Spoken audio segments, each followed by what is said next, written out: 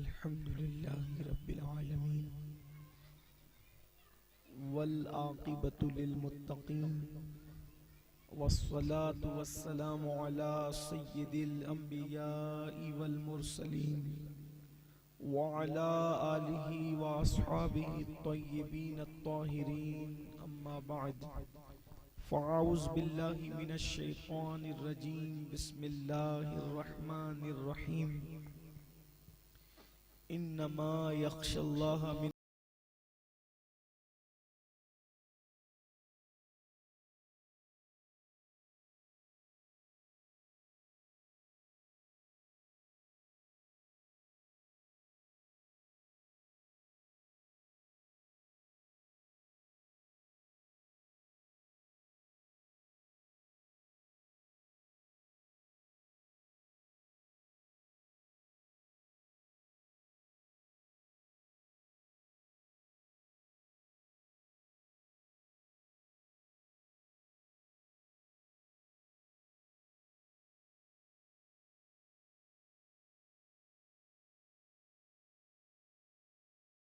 ممبر پر رونق افروز سرمایہ اہل سنت بقیت السلف امانت اعلیٰ حضرت خلیفہ حضور مفتی اعظم ہند حضرت علامہ قاری امانت رسول صاحب قبلہ مدظ اللہ العالی و جمیع علماء کرام حاضرین محفل السلام علیکم ورحمۃ اللہ وبرکاتہ۔ وعلیکم السلام ورحمۃ اللہ وبرکاتہ۔ انتہائی احترام و عقیدت کے ساتھ اپنے اور ساری کائنات کے مرکز عقیدت انیس بے کساں چارہ ساز درد منداں ہم غریبوں کے غم گسار ہم فقیروں کی ثروت شہر یار ارم تاجدار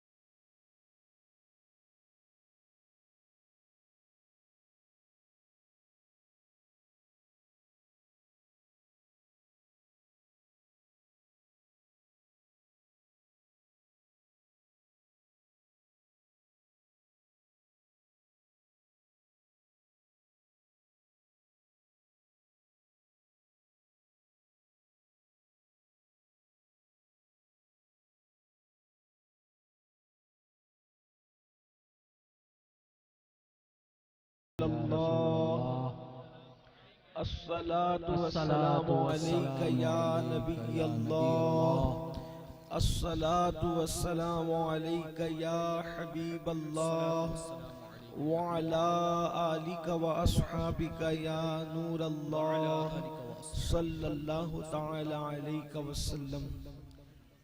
آج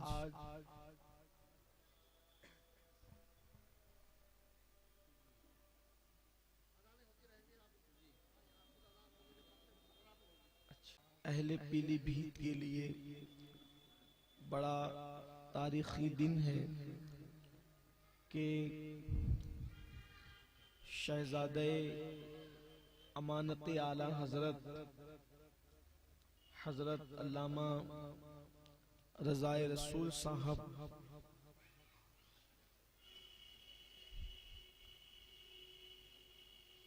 اپنے وطن عزیز کو چھوڑ کر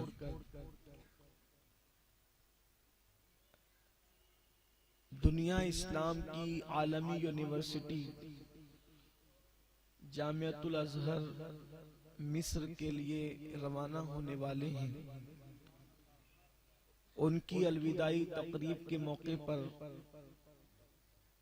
آج ہم اور آپ سب یہاں پر جمع ہوئے ہیں اور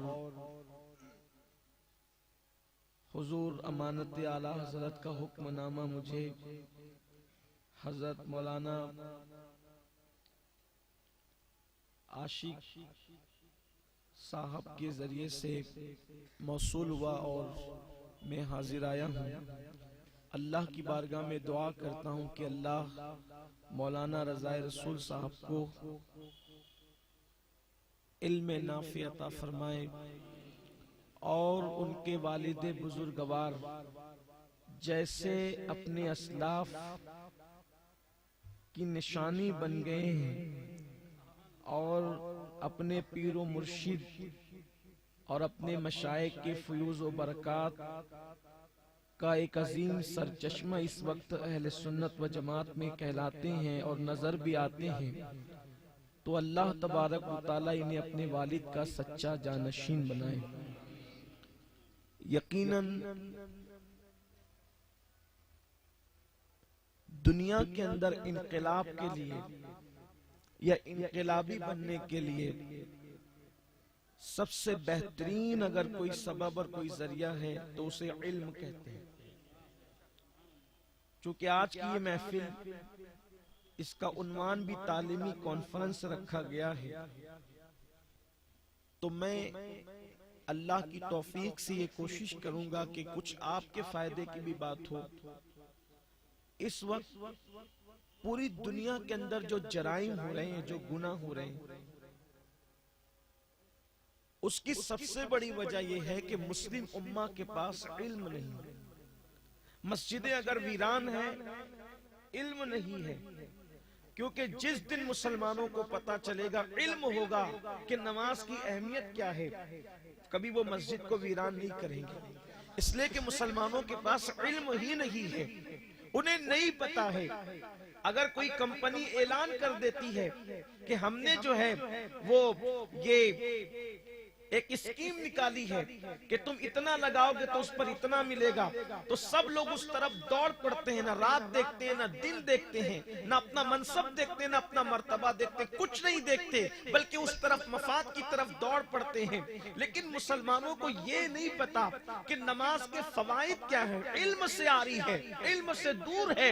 اس لیے نماز کی اہمیت سے غافل ہونے کی وجہ سے مسجدوں کو ویران کیے ہوئے ہیں۔ مسلمانوں کو اگر پتا ہو جائے کہ اللہ کے حبیب صلی اللہ علیہ وآلہ وسلم نے فرمایا کہ جس نے فجر کی 2 رکعت سنت پڑھی، صرف 2 رکعت سنت، تو اللہ اکبر، پوری دنیا کی نعمتیں ایک پلڑے میں رکھی جائیں۔ یہ میرے اور آپ کے آقا غیب داں نبی صلی اللہ علیہ وآلہ وسلم نے فرمایا، پوری دنیا کی دولتیں، پوری دنیا کی نعمتیں، پوری دنیا کی عزتیں، پوری دنیا کی ثروتیں، پوری دنیا کی حکومتیں، پوری دنیا کی طاقتیں، ساری نعمتیں ایک پلڑے میں رکھی جائے اور فجر کی 2 رکعت سنت ایک پڑھنے میں رکھی جائے، ساری نعمتیں مل کر کے فجر کی 2 رکعت سنت کے برابر نہیں ہو سکتی۔ مجھے بتاؤ، جب فجر کی 2 رکعت سنت کا مقام یہ ہے تو فجر کی فرض کا مقام کا عالم کیا ہوگا؟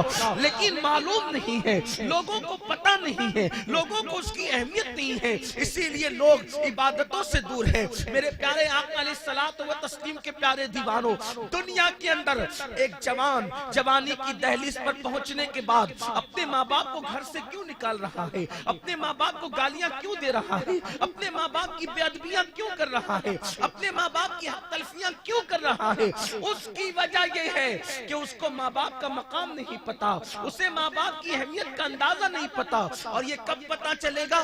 جب وہ حدیث پڑھے گا تب پتا چلے گا، جب وہ علم حاصل کرے گا تب پتا چلے گا۔ علم حاصل کرے گا، واللہ جس کو قرآن اور حدیث کا علم حاصل ہو جائے، وہ اپنے ماں باپ کو باہر نکالنا تو دور کی بات، وہ ماں باپ کے قدم چومنے لگے گا، کیونکہ میرے آقا نے فرمایا الجنت تحت اقدام الامہات، کہ تمہاری جنت تمہاری ماں کے قدموں کے نیچے ہے۔ دعا والدی لولدی کا دعائی لکم، اللہ اکبر فرماتے ہیں کہ تمہارے باپ کی دعا تمہارے حق میں ایسی ہے جیسے نبی کی دعا امتی کے لیے ہوا کرتی۔ علم نہیں ہے، علم نہیں ہے، اس لیے علم نہیں ہے، اس لیے ماں باپ کی بے ادبی۔ سارے مسائل کا حل علم ہے، سارے مسائل کا حل علم ہے۔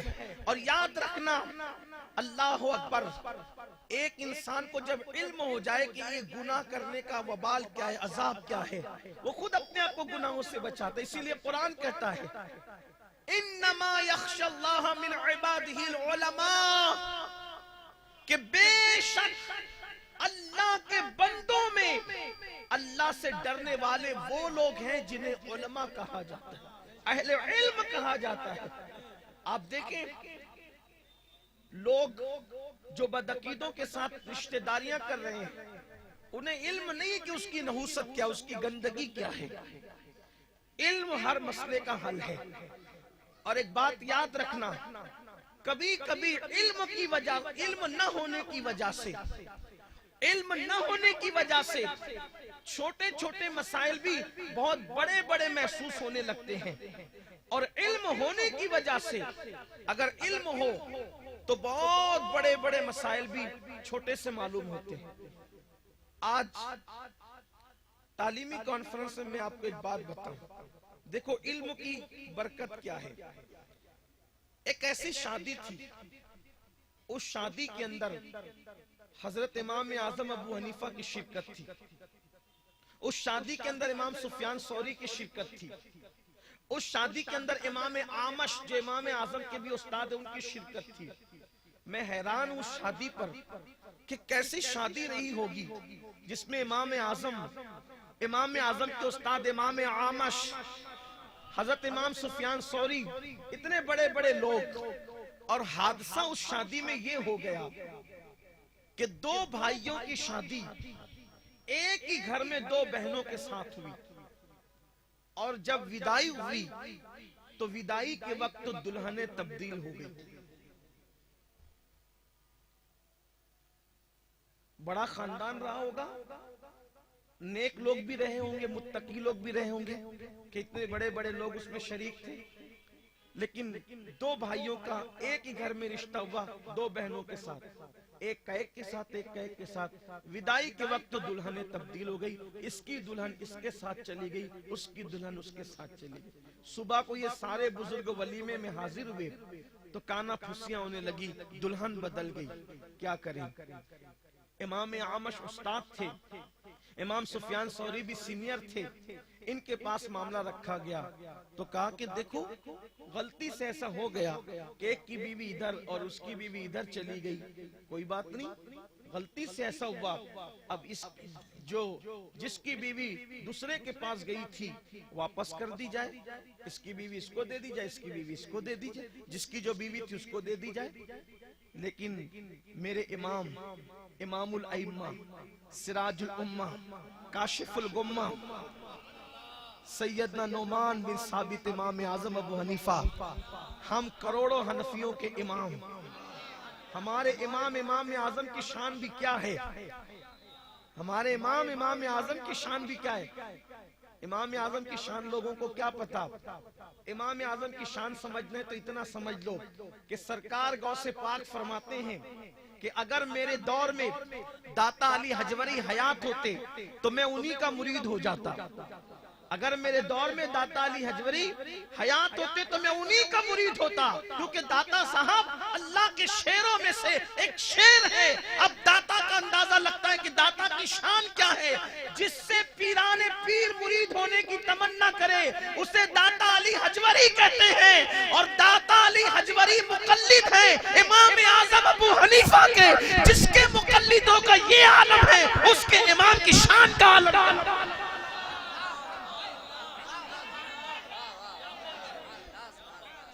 امام اعظم کی شان کا عالم کیا ہے؟ بلکہ داتا صاحب کشف المحجوب میں خود لکھتے ہیں، داتا صاحب کشف المحجوب میں جس کا مفہوم یہ ہے، فرماتے ہیں کہ میں نے خواب میں اپنے نبی کو دیکھا، اپنے نانا کو دیکھا، سید الانبیاء کو دیکھا، غوث پاک بھی حسنی سید ہے اور سیدنا داتا علی حجوری بھی حسنی سید ہے، دونوں حسنی سادات ہیں، اور غوث پاک کے سینئر ہے داتا صاحب۔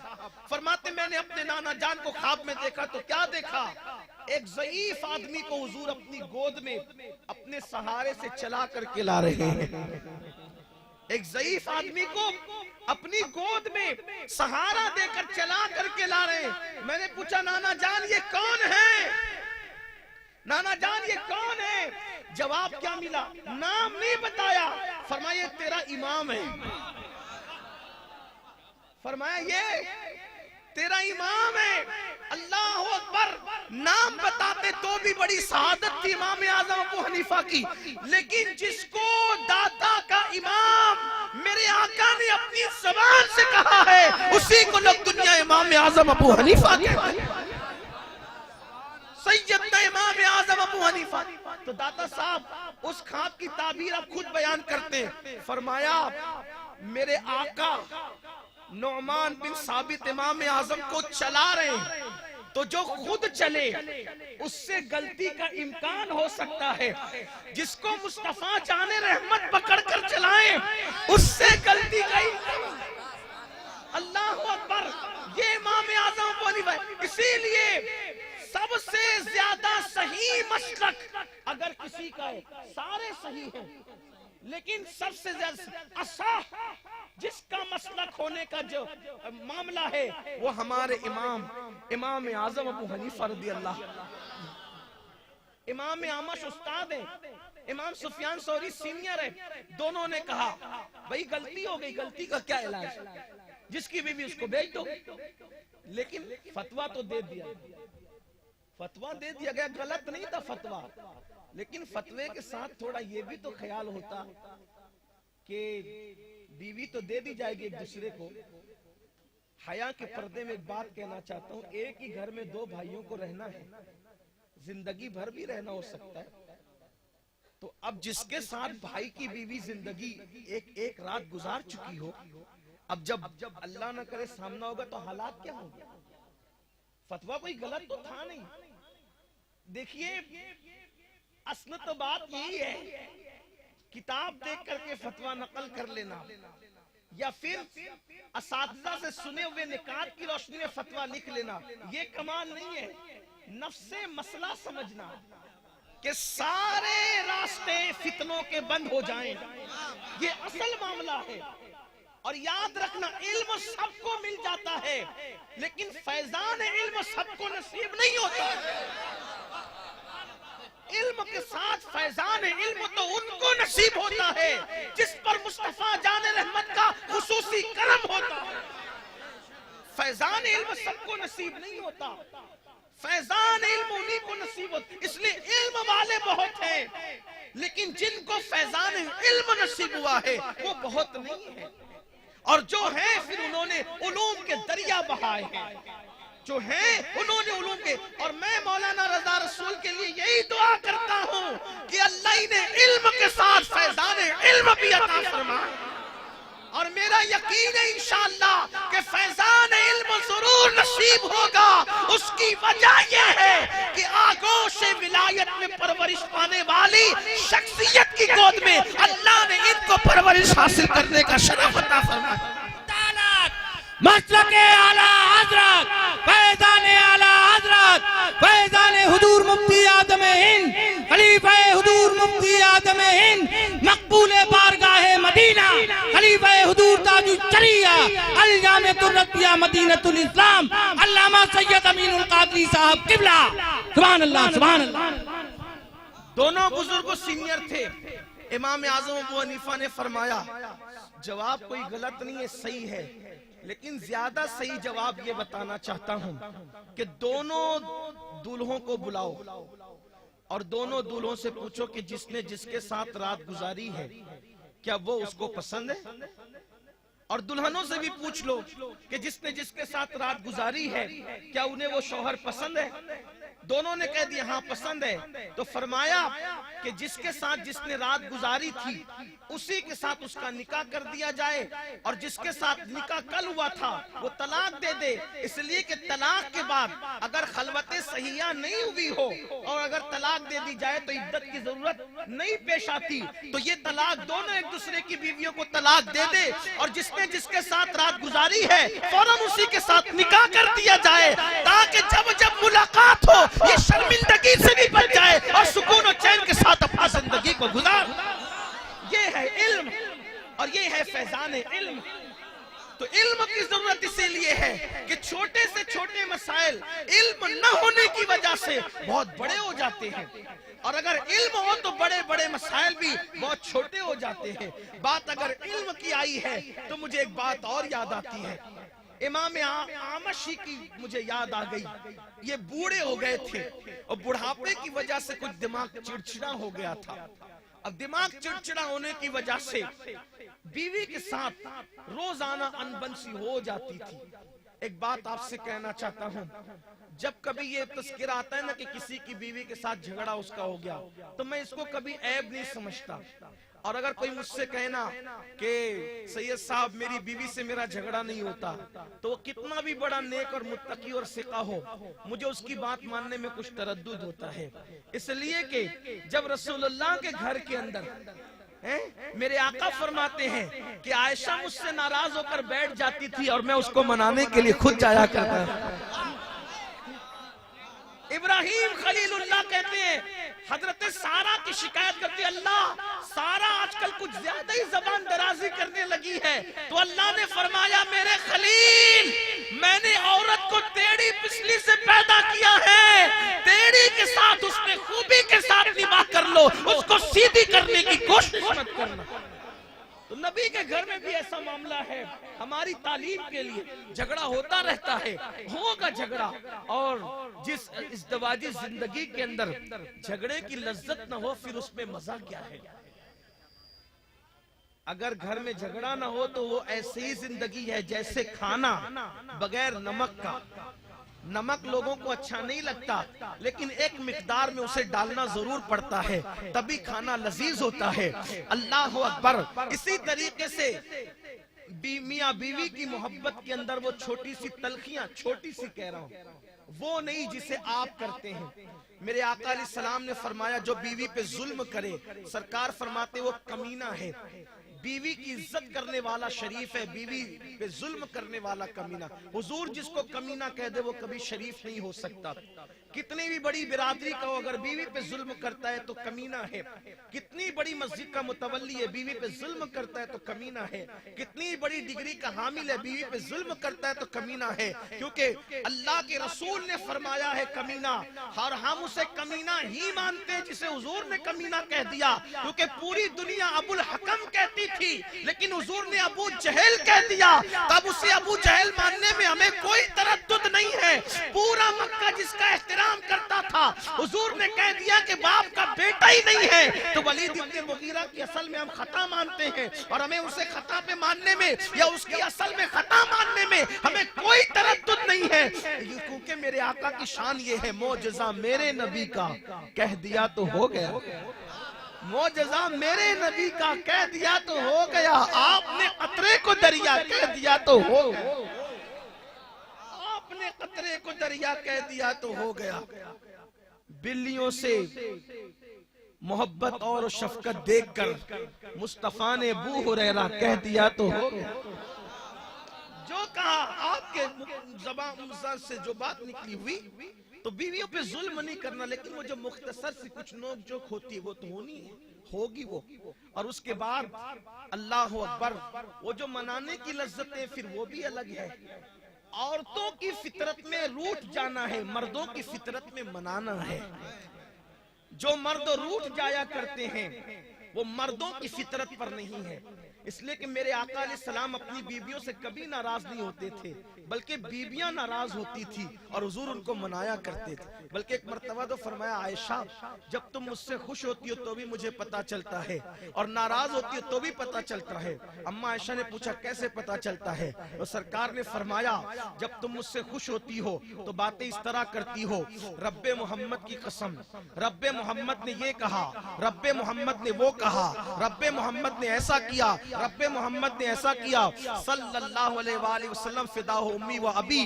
لیکن جب ناراض ہوتی ہو تو کہتی ہو رب ابراہیم کی قسم، رب ابراہیم نے یہ کیا، رب ابراہیم نے وہ کہا، رب ابراہیم نے وہ فرمایا. تو جب ابراہیم ابراہیم کرنے لگتی ہو تو سمجھ جاتا ہوں کہ ناراض ہو گئی ہو، اور جب محمد محمد کرنے لگتی ہو تو سمجھ جاتا ہوں کہ راضی ہو کر کے بات کر رہی.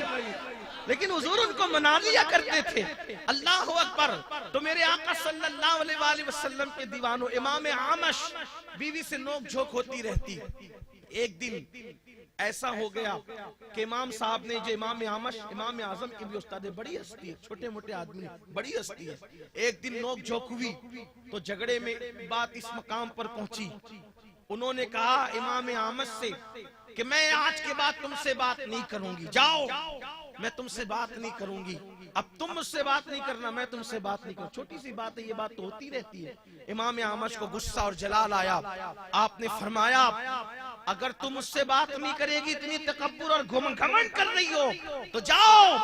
اگر تم نے فجر سے پہلے مجھ سے بات نہیں کی تو طلاق تم پر. اللہ اکبر. بات یہ ہو گئی.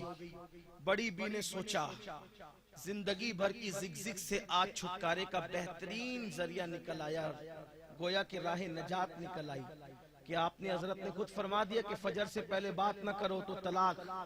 فجر تک چپ رہوں گی، بات ہی نہیں کروں گی. پھر کیا ہوگا؟ صبح ہو جائے گی، طلاق پڑ جائے گی، اپنے بھائی کے گھر چلی جاؤں گی اور بڑھاپے کی آخری لمحات سکون اور چین سے گزاروں گی.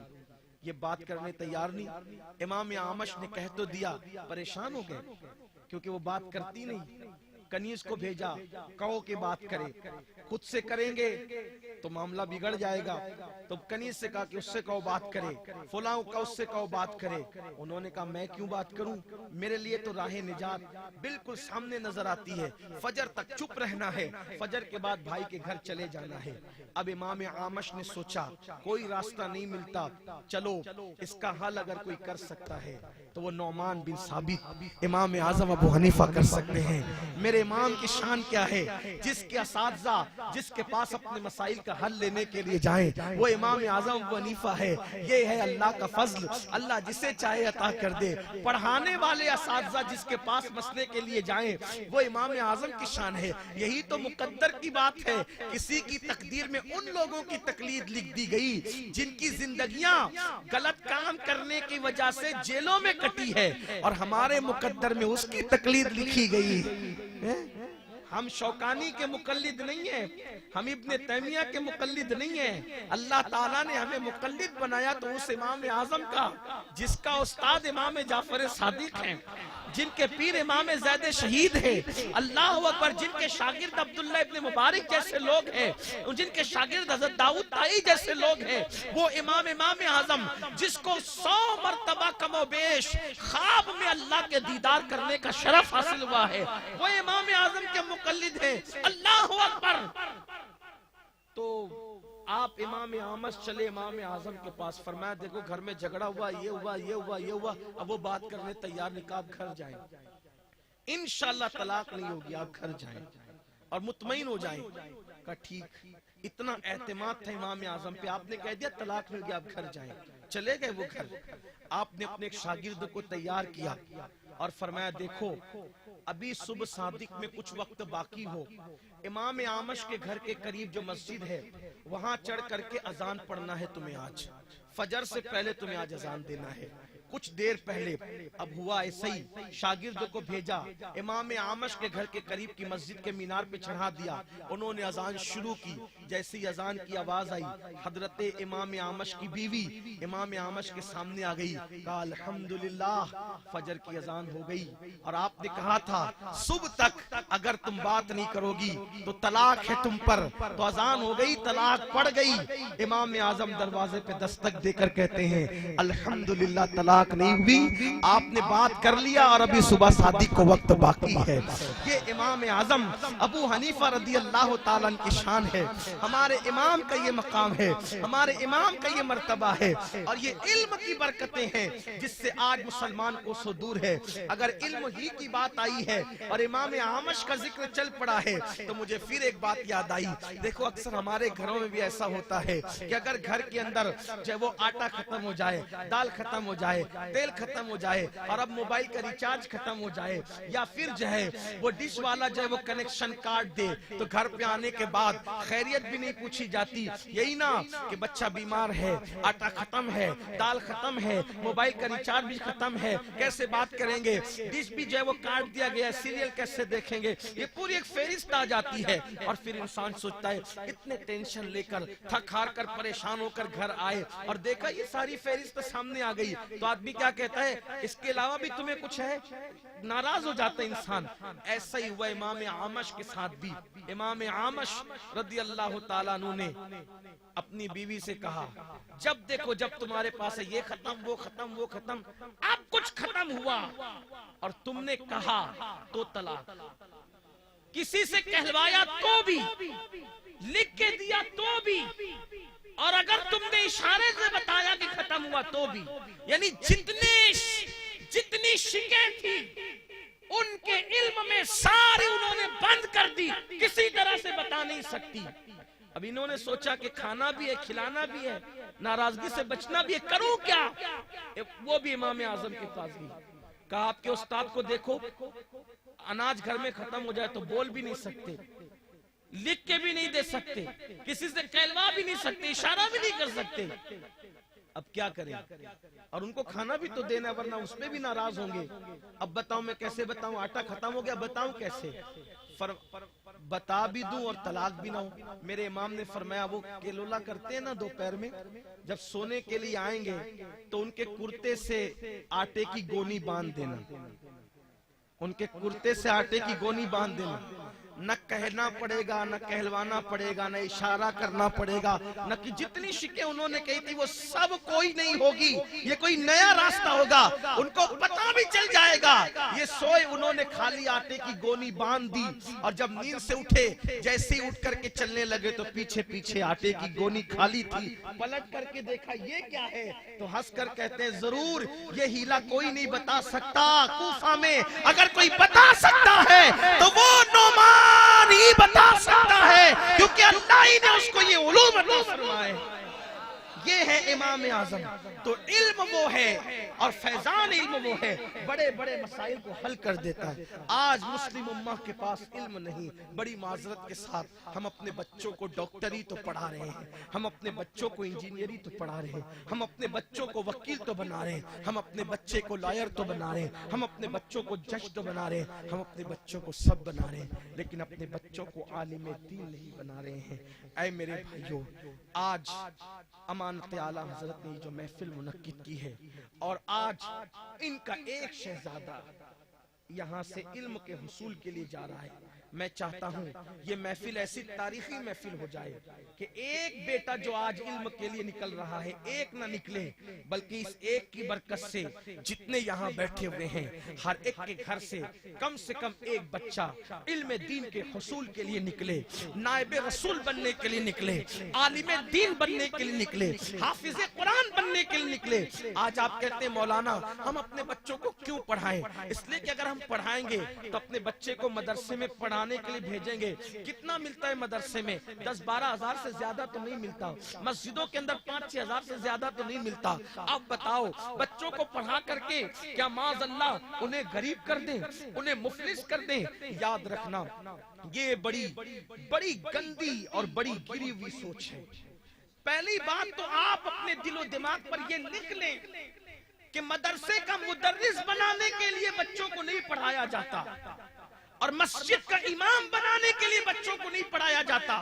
کس نے کہہ دیا کہ ہر عالم کے لیے ضروری ہے کہ وہ مسجد کا امام بنے، ہر حافظ کے لیے ضروری ہے کہ وہ مسجد کا امام بنے، ہر عالم کے لیے ضروری ہے کہ وہ مدرسے کا مدرس بنے؟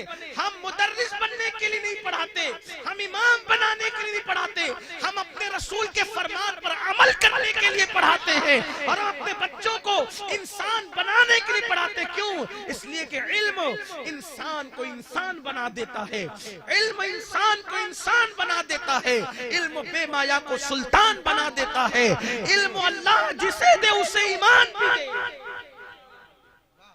ہم علم کے قائل تو ہیں لیکن ایمان کے ساتھ۔ بڑے مدرسے میں پڑھنے والا بڑا عالم نہیں ہے، بڑا سرٹیفکیٹ لانے والا بڑا عالم نہیں ہے۔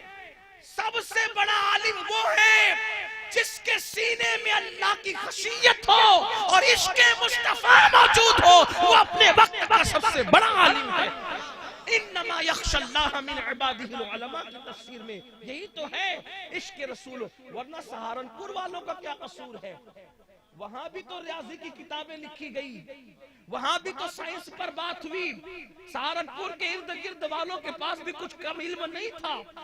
اگر آپ کتابیں اٹھا کے پڑھیں تو وہاں بھی کچھ نہ کچھ علم نظر آتا ہے، لیکن علم کے ساتھ ایمان نہیں ہے۔ شاعر کہتا ہے علم انسان کو انسان انسان بنا دیتا ہے، علم بے مایا کو سلطان بنا دیتا ہے، علم اللہ جسے دے اسے ایمان بھی دے، ورنہ یہ وہ ہے جو شیطان بنا دیتا ہے۔ علم اللہ جسے دے اسے ایمان بھی دے، ورنہ یہ وہ ہے جو شیطان بنا دیتا ہے۔ میری گزارش ہے آپ سے، اپنے بچوں کو علم دین پڑھاؤ۔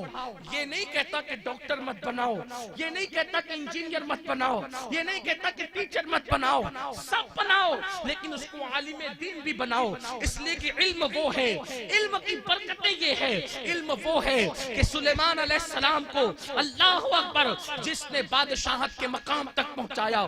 پوچھا گیا تھا حضرت داؤد علیہ السلام سے بادشاہت لوگے یا علم لوگے؟ حضرت سلیمان علیہ السلام نے کہا تھا کہ مجھے علم چاہیے، بادشاہت تو کسی کو بھی مل جاتی ہے، اللہ نے علم کی برکت سے آپ کو بادشاہت بھی عطا کر دی۔ علم جو ہے سلیمان اور داؤد علیہ السلام کو بادشاہت تک لے جاتا ہے، علم یوسف علیہ السلام کو مصر کے قید خانے سے نکال کر مصر کا بادشاہ بنا دیتا ہے۔ آپ کو پتا ہے یہ علم رویا ہی تو تھا، یہ خواب کی تعبیر کا علم ہی تو تھا جس نے حضرت یوسف علیہ السلام کو مصر کے جیل سے نکال کر مصر کے تخت تک پہنچایا۔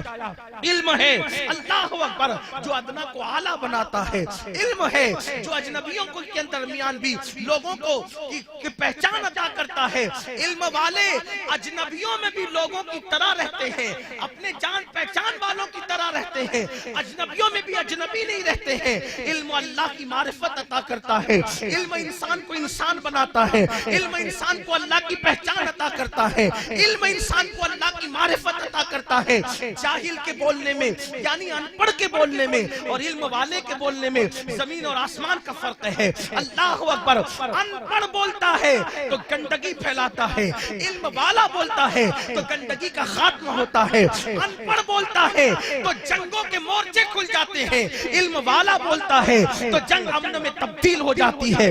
اللہ اکبر، آپ کہیں گے کیا دنیا ان پڑھ ہے؟ اللہ اکبر، یہ جو کڈنیاں بیچ رہی ہے ان پڑھ لوگ ہیں۔ اللہ اکبر، دواخانوں کے اندر جو لاشوں کا سودا کر رہی ہے ان پڑھ لوگ ہیں۔ آپ کہیں گے جو آسمان سے بلکہ خلاؤں سے بم برسا رہے یہ ان پڑھ لوگ ہیں۔ ہم نے کہا ہاں بابا، وہ سب ان پڑھ ہی لوگ ہیں، پی ایچ ڈی کرتے بھی ان پڑھ ہیں، اس لیے کہ انہوں نے سائنس کی کتاب پڑھی ہے، انہوں نے رب کی کتاب نہیں پڑھی ہے۔ انسان کچھ بھی پڑھ لے، علم والا نہیں ہو سکتا جب تک کہ اللہ کی کتاب نہ پڑھے، جب تک اللہ کی کتاب نہ پڑھے۔ یاد رکھنا، انسان کی کتاب پڑھنے والا اگر پڑھ کر کے ڈگری لے لے بم برساتا ہے، لیکن اللہ کی کتاب پڑھنے والا، آپ کسی ولی کے بارے میں نہیں بتائیں گے کہ ان کی کرامت یہ تھی کہ یہ زندوں کو مار ڈالتے تھے۔ ہے کوئی کرامت ایسی بیان کی جاتی ہے کہ یہ زندوں کو مار ڈالتے تھے؟ ہمیشہ ولیوں کی زندگی ملے گی کہ مردوں کو زندہ کرتے تھے۔ بندوں کی کتاب پڑھ کے آگے بڑھنے والے زندوں کو مارتے ہیں، اللہ کی کتاب پڑھ کے آگے بڑھنے والے مردوں کو زندہ کرتے ہیں۔ انسانوں کی کتاب پڑھ کر کے ڈگریاں لینے والے آبادیوں کو ویرانوں میں تبدیل کر دیتے ہیں، اللہ کی کتاب پڑھ کے آگے بڑھنے والے ویرانوں کو آبادیوں میں تبدیل کر دیتے ہیں۔ اللہ کی کتاب پڑھو، ڈاکٹری ضرور پڑھو لیکن پہلے اللہ کی کتاب پڑھو، انجینئرنگ ضرور پڑھو لیکن پہلے اللہ کی کتاب پڑھو، پڑھاؤ اپنے بچوں کو۔ اور یاد رکھنا، جب ہمارے پاس علم ہوگا، دین کا علم، دیکھو آج جج رشوت لے کر قاتل کو چھوڑ دیتا ہے، مقتول کے بھائیوں کو اندر کرا دیتا ہے، یہی تو ہے، یہی ہے۔ لیکن قربان اللہ اکبر، جو لوگ اللہ کی کتاب پڑھ کر کے جج کی کرسی پر بیٹھتے تھے، اللہ اکبر، اگر بیٹا آ جائے سامنے اس کے خلاف بھی فیصلہ کیا جائے۔ ایک واقعہ بیان کیا جاتا ہے، حد ہے، حیرانی۔ آج کے جج سے، میں کسی ملک کا نام نہیں لے رہا ہوں، دنیا بھر میں کہیں بھی آج کے جج سے آپ کو توقع نہیں کر سکتے۔ ہے کسی جج میں اتنی ہمت کہ وقت کے بادشاہ کے خلاف فیصلہ دے سکے؟ وہ سعودی کا مفتی اعظم ہو یا مصر کا مفتی اعظم ہو یا کسی جگہ کا مفتی، ہے کوئی بادشاہ کے خلاف حکم دینے والا؟ ہے کوئی بادشاہ کے خلاف حکم دینے والا؟ لیکن آؤ اسلامی عدالت کی طرف چلو. کچہریوں کے فیصلے تو تم نے بہت دیکھے، ذرا اسلامی عدالت کا فیصلہ دیکھو. اسی لیے مجدد ابن مجدد حضور مفتی اعظم ہند دنیا کی کورٹوں کو کچہری کہتے تھے، عدالت کہنے سے منع کرتے تھے.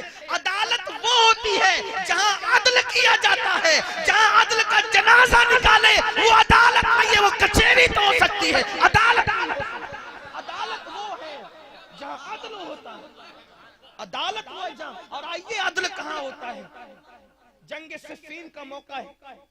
جنگ صفین کے موقع پر ایک یہودی نے میرے آقا خاتم ولایت فاتح خیبر باب مدینۃ العلم سیدنا علی کرم اللہ تعالی وجہہ الکریم کی زرہ چرا لی.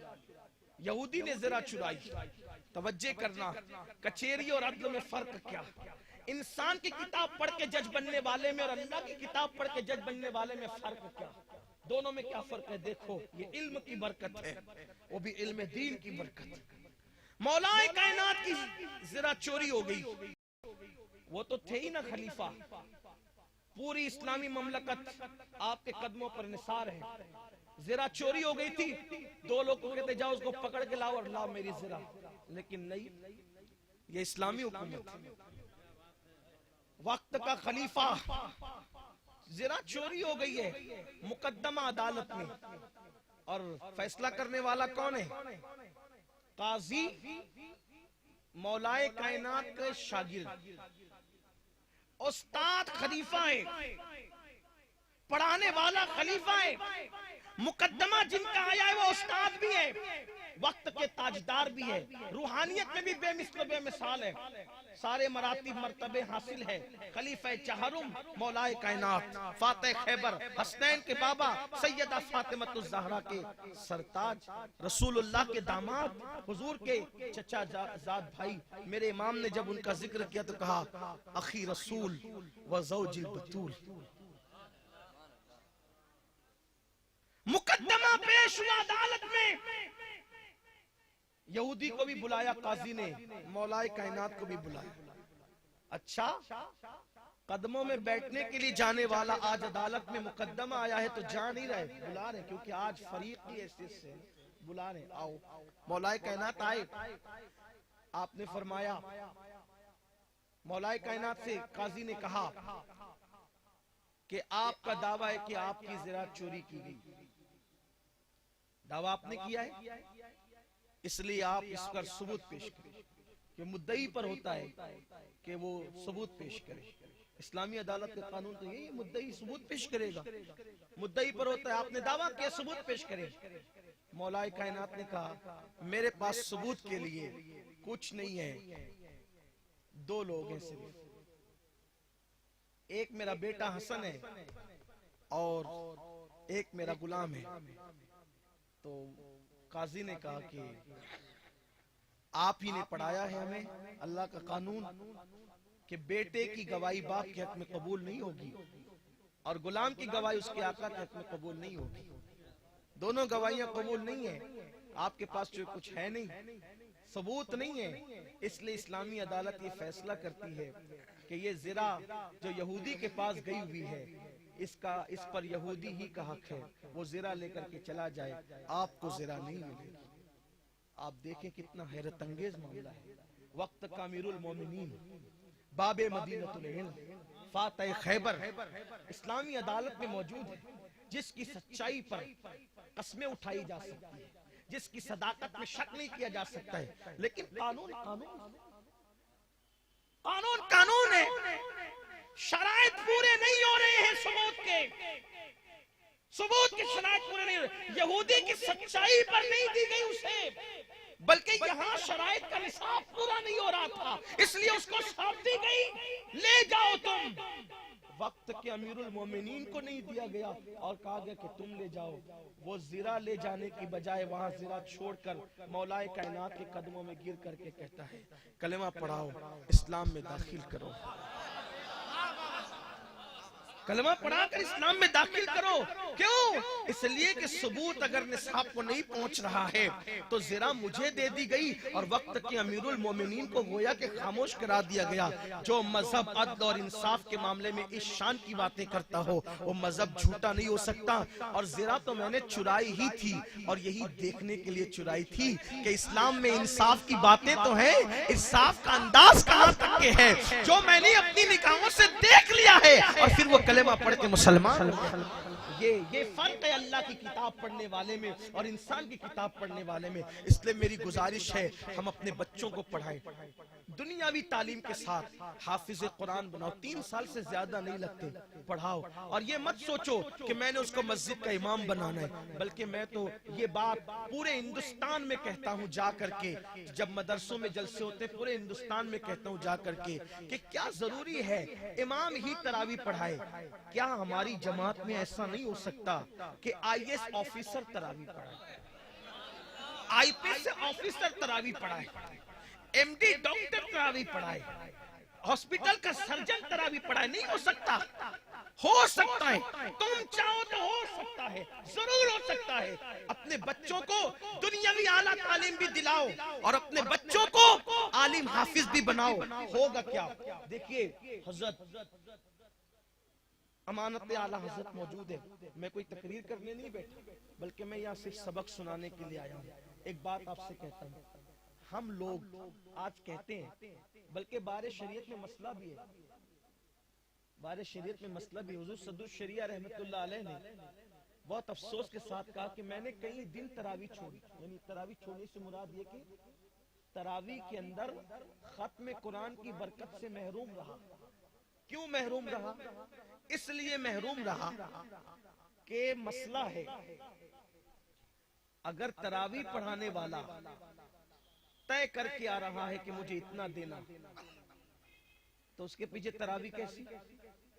بلکہ بھی صدر الشریعہ نے مزید یہاں تک لکھا، طے نہیں کیا لیکن جانتا ہے کہ یہاں ملتا ہے اور پھر اس لالچ میں آیا تو ابھی اس کے پیچھے تراویح کیسی؟ ٹھیک. اب میں آپ سے پوچھتا ہوں، اس پر ہم کنٹرول کرنا چاہ رہے ہیں کہ یہ نہیں ہونا چاہیے، نہیں ہونا چاہیے. کیسے نہیں ہوگا یار؟ جس کے گھر پہ عید کا انتظام نہیں ہے اس کے دل میں کہیں نہ کہیں تو ہوگا نا کہ انتظام کے لیے کچھ کروں.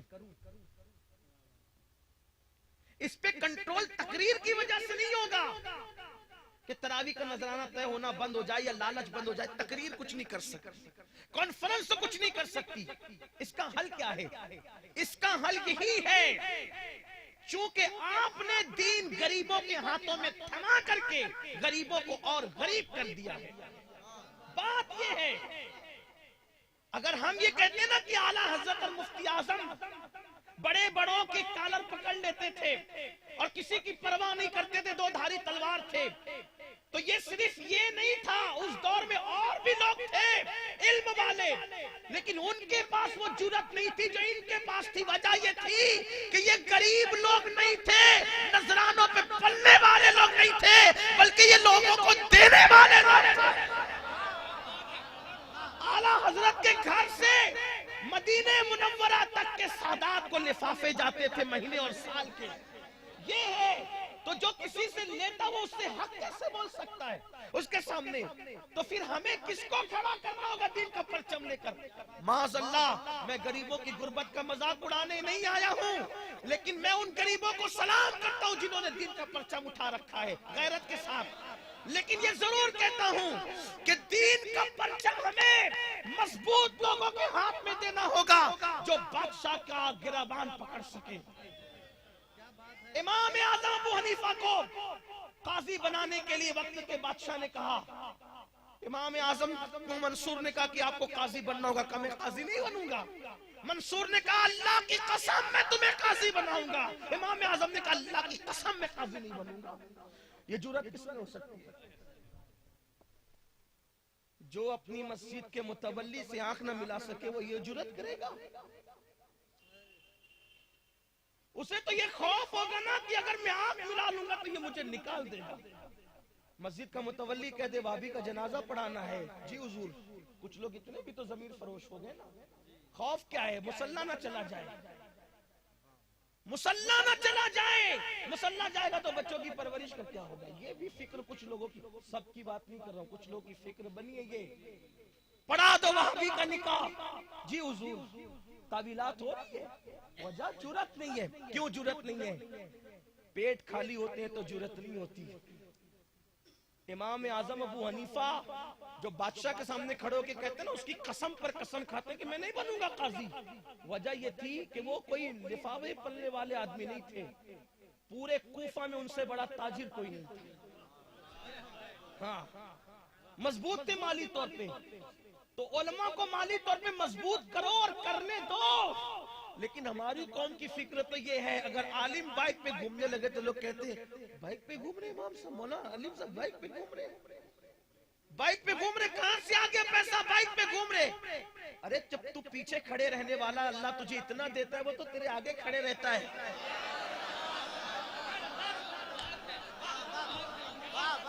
جو پیچھے والوں کو اتنا دے سکتا ہے وہ آگے والوں کو کتنا دے سکتا ہے؟ فکر کرتے ہو کہاں سے آ گیا؟ ارے جس نے تجھے دیا ہے اسی اللہ نے اس کو بھی عطا کیا ہے۔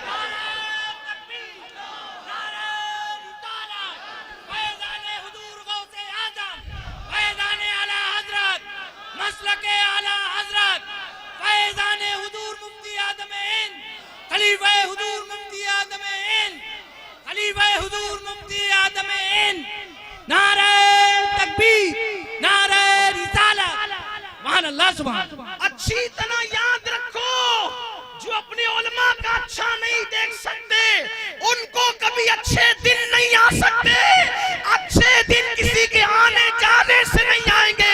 تم اپنے علماء کو اچھے دن لاؤ، اللہ تمہیں اچھے دن عطا فرما دے۔ آپ تو خود ایپل کا موبائل استعمال کرنا چاہتے ہو اور اپنے امام کے ہاتھ میں آپ دیکھنا نہیں چاہتے۔ یاد رکھو اپنے امام کے تم اچھے دن نہیں دیکھ سکتے، تمہیں اچھے دن کبھی نہیں آ سکتے۔ آپ کسی کے وعدے پر کتنا ہی فدا ہو، جو اپنی بیوی اور اپنے ماں کو اچھے دن نہ دکھا سکے وہ آپ کو کیا دکھائے گا؟ وہ علماء کی دعائیں تمہیں اچھے دن دکھائے گی جو تمہارے آگے کھڑے ہوا کرتے ہیں، دن میں 5 مرتبہ کھڑے ہوتے ہیں۔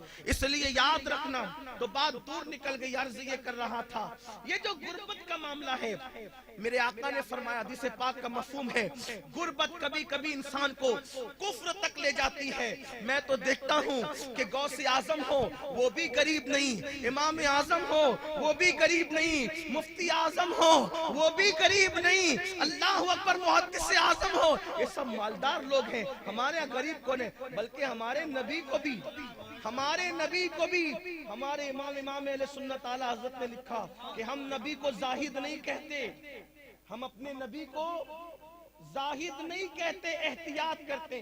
جنہوں نے کہا ان پہ اعتراض بھی نہیں کرتے کہ خود زاہد نہیں کہتے، کیوں؟ اس لیے کہ زاہد اس کو کہتے ہیں جس کے پاس ہاتھ ہو وہ کٹورا بھی نہ رکھے، اس لیے کہ کٹورا رکھنا ہاتھ والے کو یہ زہد کے خلاف ہے۔ اب پتا چلا زہد کا اصل معنی یہ ہے جس کے پاس کچھ نہ ہو اس کو زاہد کہتے ہیں۔ ہم اپنے نبی کو زاہد کیوں کہیں؟ اس لیے کہ آسمان خان، زمین خان، زمانہ مہمان، صاحب خانہ لقب کس کا ہے؟ تیرا تیرا، انہیں زاہد کیوں کہیں؟ کون دیتا ہے؟ دینے کو منہ چاہیے، دینے والا ہے سچا ہمارا نبی۔ خلق کے حاکم ہو تم، رزق کے قاسم ہو تم سے ملا جو ملا تم پہ کروڑوں درود۔ انہیں زاہد کس منہ سے کہیں؟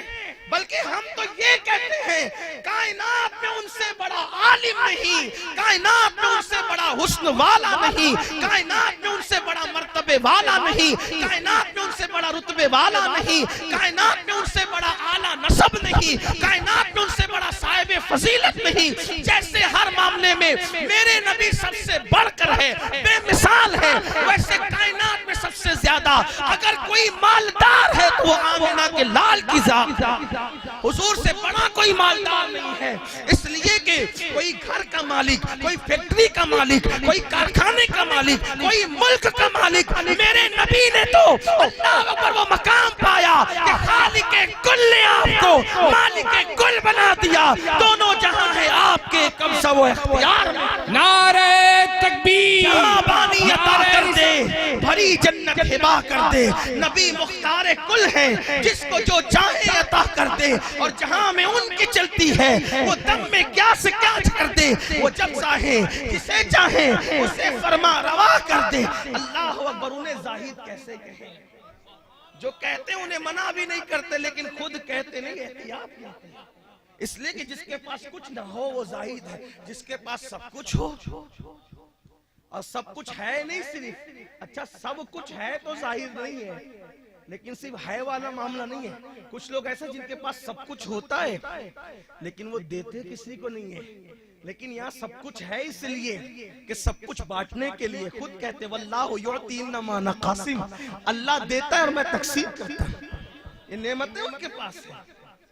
تو آپ سے میری گزارش ہے کہ یہ جو دین کا معاملہ ہم نے غریبوں کے ہاتھ میں دے دیا ہے, ہمیں چاہیے.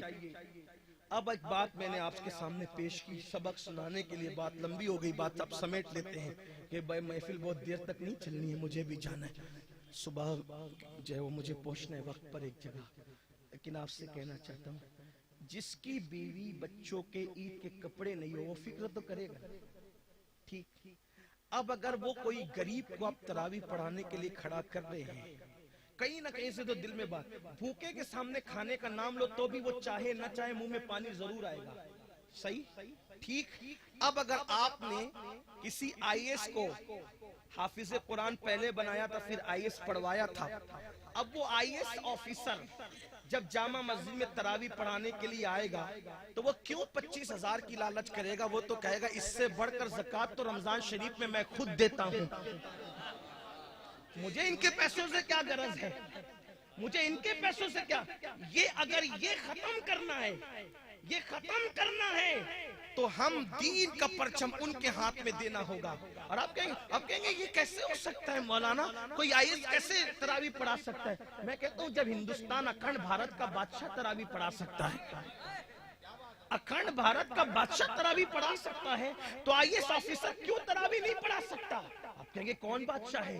اسی بادشاہ کو دنیا محی الدین سلطان اورنگزیب عالمگیر کے نام سے سلطان اورنگزیب عالمگیر دلی کی جامع مسجد میں تراویح پڑھاتے نہیں پڑھاتے.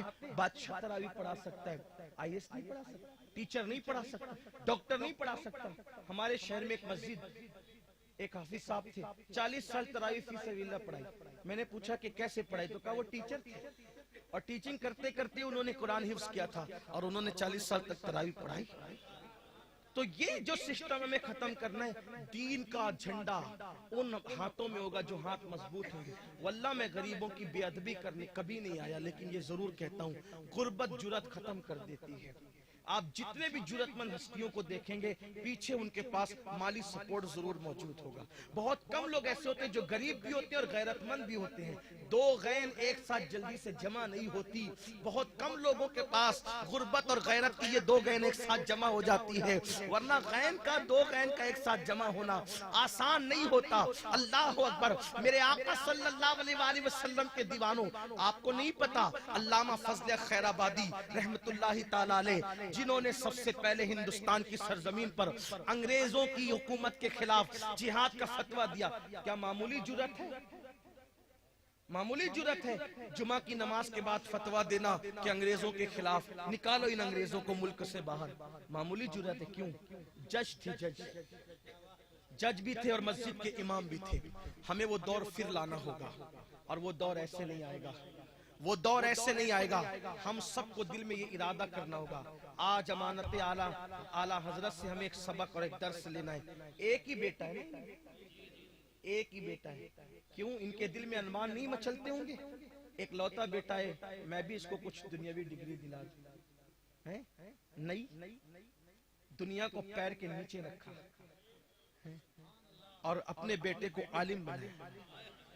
لیکن آپ سے کہتا ہوں اچھا کیا, اس لیے کہ جس کی کئی آنکھیں ہوں, اگر ایک آدھ آنکھ پھوٹ جائے کوئی مسئلہ نہیں ہوتا, لیکن جسے آنکھ کی قدرت میں ایک دی ہو اگر وہ بھی پھوٹ جائے تو ہونا کیا ہے.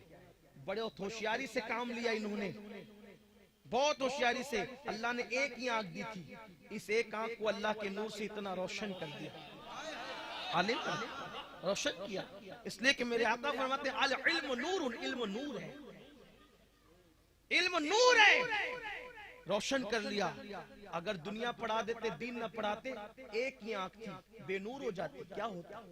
آپ سے کہتا ہوں ڈاکٹر بن جائے بچہ، ٹیچر بن جائے، انجینئر بن جائے، دنیا میں عزت کا سبب بن سکتا ہے، آخرت میں نجات کا سبب نہیں بن سکتا. اگر اللہ نے اولاد دی ہے، ارادہ کرو کم سے کم ایک بچے کو، گھر کے ایک بچے کو عالم یا حافظ ضرور بناؤ. ارادہ کرو. کرتے ہو ارادہ؟ کرتے ہو نیت؟ میری عادت نہیں ہاتھ اٹھوانے کی، لیکن اتنے بڑے بڑے بزرگ موجود ہوں تو پھر برکت کے لیے اٹھا ہی لیا جانا چاہیے. سبحان اللہ. ذرا دیکھو تو میں بھی، مجھے تھوڑی دیر دیکھنے تو دے ذرا یہ منظر. سبحان اللہ. ہاتھ اٹھائے رکھ کے فرشتوں کو گواہ ہونے دے. کم سے کم ایک بچہ عالم بن جائے، حافظ بن جائے، قاری بن جائے، مفتی بن جائے، انشاءاللہ وہ دنیا میں اپنے گھر والوں کی ایمان کی حفاظت کا ذریعہ بنے گا، اور انشاءاللہ آخرت میں نجات کا ذریعہ بنے گا. اپنے گھر کے بچوں کو ضرور کم سے کم ایک کو، اور بھی لوگوں کو بنانا ہے تو اللہ کرے بناؤ، لیکن کم سے کم ایک ضرور بننا چاہیے. ورنہ یاد رکھنا آج حالات یہ ہے، مر جاتے ہیں نا، گھر کا لڑکا جنازہ پڑھانے کے قابل بھی نہیں. لیکن ایک بات کہوں گا، شک پیدا کرنے کے لیے نہیں، شوق پیدا کرنا. ایک بات کہہ رہا ہوں، شک کے لیے نہیں، شوق کے لیے کہہ رہا ہوں. مسجد کا امام میرے باپ کا جنازہ پڑھائے گا، اور اگر میں اپنے باپ کا جنازہ پڑھاؤں گا تو بولو دل کی گہرائیوں سے کون دعا کرے گا؟ جس بیٹے کا باپ مر گیا ہے وہ ٹوٹے ہوئے دل سے آہوں فغاں کرے گا، یا جسے کوئی غم ہی نہیں ہے؟ بڑی معذرت کے ساتھ، آپ مجھ سے بڑی محبت کرتے ہیں، میں آپ سے محبت کرتا ہوں، لیکن حق بولنا میری عادت ہے. آپ کے ابا مریں گے، مجھے وہ تکلیف کبھی نہیں ہوگی جو میرے باپ کے مرنے پر ہونی ہے. یہ حقیقت نہیں ہے. رشتے جتنے ہوتے ہیں محبت اتنی ہوتی ہے. یاد رکھنا آپ کے گھر میں انتقال ہوگا مجھے اتنا دکھ نہیں ہوگا، اگر اللہ نہ کرے میرے گھر میں انتقال ہوا تو مجھے جتنا دکھ ہوگا. تو جس کا دکھ ہوگا، جس کے دل کے اندر دکھ ہوگا، تو وہ جتنی گہرائی سے پڑے گا نا اللہم اغفر لحینا و میتنا، جب حینا و میتنا پڑے گا نا تو ساتھ ساتھ باپ کا انگلی پکڑ کے چلانا بھی یاد آئے گا، ہاتھوں سے لقمے کھلانا بھی یاد آئے گا. تو جو دل کی گہرائیوں سے اپنے باپ کی مغفرت کی دعا بیٹا کرے گا، اتنا کوئی اجنبی نہیں کر سکتا. لیکن حالت یہ ہے کہ بیٹا خود جنازہ نہیں پڑھ سکتا، اس لیے کہ اسے جنازے کی دعا یاد نہیں. ہم نے اپنے بیٹوں کو تاجر تو بنایا، لیکن اپنے بیٹوں کو دین نہیں پڑھایا. تو بیٹا دکان سنبھالنے کے قابل تو بن گیا، لیکن بیٹا جنازہ پڑھنے کے قابل بھی نہ بن سکا. بلکہ آج کل کے ظالم بیٹے تو ایسے ہیں، باپ کا جنازہ رکھا ہوتا ہے اور وہ دور روتے ہوئے ہاتھ باندھ کے کھڑے ہوتے ہیں، اس لیے کہ کہتے ہیں کہ ہم تو پاک بھی نہیں ہیں، اپنے باپ کا جنازہ کس منہ سے ادا کریں. کیا تم نے اولاد کو دیا اور کیا پایا؟ دکان تو دے دی، دین نہیں دیا. دکان دے دی، اس کا بھلا ہوا، تمہارا کیا بھلا ہوا؟ اس لیے میری گزارش ہے، اگر اپنی اولاد کو اپنے لیے آخرت میں نجات کا سبب بنانا ہے تو کم سے کم گھر کے ایک بچے کو علم دین کے زیور سے ضرور آراستہ کرو، کیونکہ تم مر جاؤ تو وہ تمہیں غسل بھی دے سکے. اس لیے کہ یہ اسلامی معاملات ہیں، یہ اسلامی معمولات ہیں کہ مرنے والے کو گھر والے غسل دیں. حضور علیہ السلام کے صحابہ سب تھے، لیکن حضور علیہ السلام نے فرمایا تھا کہ مجھے غسل میرے اہل بیت دیں. حضرت مولا کائنات نے غسل دیا، حضرت عباس شامل تھے غسل میں، حضرت عباس کے بیٹے شامل تھے غسل میں، اور ہمیں بتا دیا گیا کہ گھر والے غسل دے. کیا حکمت ہے، کیا حکمت. حضور نے اپنے غسل کے لیے گھر والوں کو متعین کر کے ہمیں پیغام دیا. کیا دوسرے لوگ بولتے نہیں پھرتے ارے اس کے جسم میں تو باس آ رہی تھی، بدبو آ رہی تھی. بیٹا اگر اپنے باپ کا یہ عیب مرنے کے بعد دیکھے گا تو بولو بیان کرے گا. یہ حکمتیں ہیں، یہ حکمتیں قبر میں تم اتارو. بس جاتے جاتے بات اختتام کو پہنچانا چاہتا ہوں. علم نہیں سکھایا، میری بہنیں اگر موجود ہیں ان سے بھی کہنا چاہتا ہوں پڑھاؤ اپنے بچوں کو. کہتی ہو مولانا غربت ہے نہیں پڑھا سکتی. میں کہتا ہوں کیا تمہارے گھر میں غربت نظام الدین اولیاء کی امی سے زیادہ ہے؟ اس ماں پر اللہ لاکھوں کروڑوں سلام نازل فرمائے جسے دنیا بی بی زلیخا حضرت نظام الدین اولیاء کی امی کہلاتی ہے، وہ چرخا کاٹتی تھی، شوہر کا وصال ہو گیا تھا، جوانی میں بیوہ ہو گئی تھی، اور اپنے بچے کو امام حضرت نظام الدین اولیاء کو پڑھاتی تھی، حتیٰ کہ فرماتے نظام الدین اولیاء کہ ہمارے گھر میں ایک ہفتے تک چولہا نہیں جلتا تھا، تو میری ماں اتنی صابرہ اور شاکرہ تھی کہ کبھی یہ نہیں کہتی تھی کہ بیٹا ہم فاقہ کریں گے، نہیں، میری ماں کہتی تھی بیٹا آج ہم اللہ کے مہمان بنیں گے۔ جب فاقہ کرنا ہوتا تو کہتی تھی آج ہم اللہ کے مہمان بنیں گے، تو مجھے اپنی ماں کی بات پر اتنی لذت آتی تھی، پھر کبھی کبھی کئی دن تک ایک ساتھ کھانا بننے لگتا تھا، تو میں ماں سے دھیر سے پوچھتا تھا امی ہم اللہ کے مہمان کب بنیں گے، ہم اللہ کے مہمان کب بنیں گے؟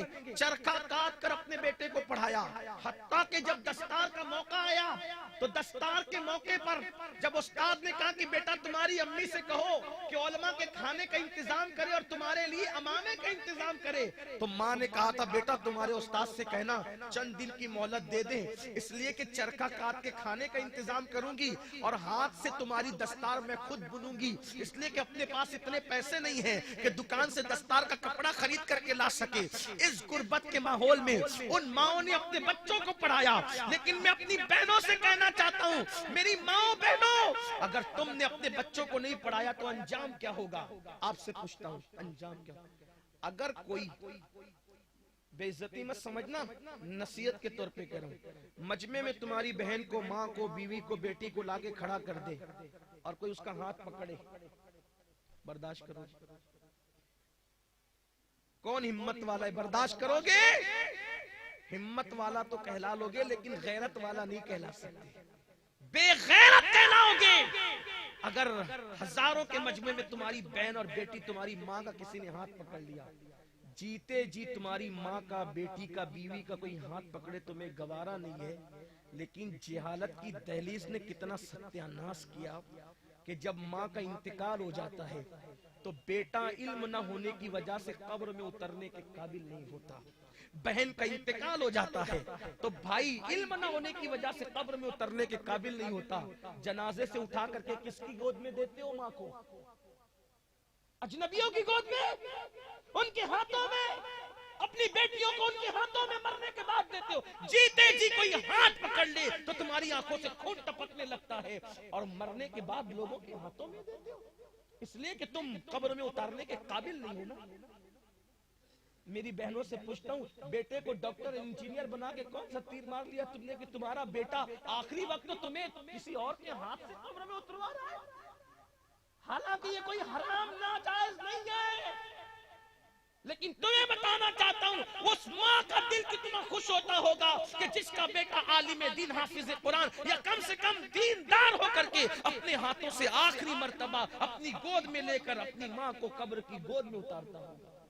اس لیے اپنی بہنوں سے کہتا ہوں کہ تم اپنی بچوں کو پڑھاؤ، تم بھی اپنے بچوں کو پڑھاؤ کہ کم سے کم میری بہن آخری مرتبہ تمہیں کسی کے ہاتھ میں نہ دیا جا سکے، تمہارے گھر والے اپنے ہاتھوں سے تمہیں اتار سکے۔ ایک میت میں ابھی گیا لاک ڈاؤن کے اندر، بہن کا ان کے انتقال ہوا تھا، کوئی کہتا تھا حضرت آپ جائیں، کوئی کہتا تھا آپ جائیں، کوئی کہتا گھر والے پیچھے ہٹ رہے تھے، کوئی جانے تیار نہیں تھا، بالآخر پتہ ہے کہ قبرستان میں قبر کھودنے والے قبر میں اترے اور انہوں نے اس کو اتارا۔